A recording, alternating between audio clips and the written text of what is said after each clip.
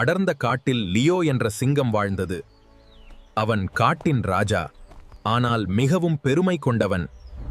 ஒரு அழகான காலையில் டெய்சி தண்ணீர் குடித்துக் கொண்டிருந்தது. எவ்வளவு அழகான நாள்!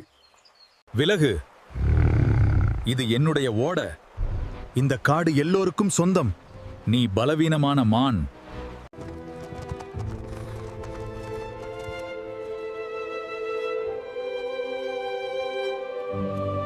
நில்!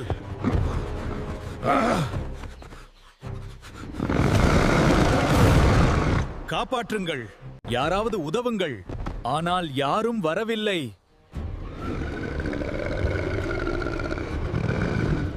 அது லியோவின் குரல்.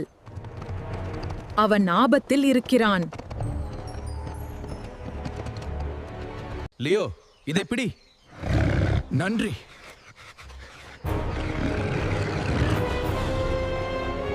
நான் மோசமாக நடந்தேன்.